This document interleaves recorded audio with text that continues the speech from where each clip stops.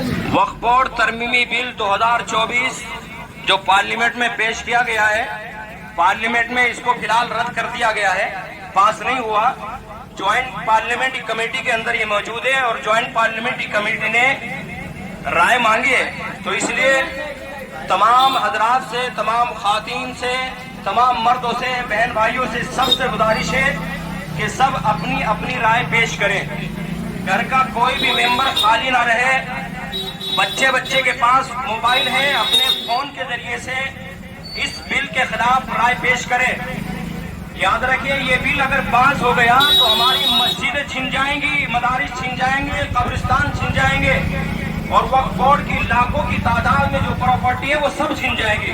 तो इसलिए आज बेदारी का सबूत दें। 13 तारीख तक का हमारे पास टाइम है।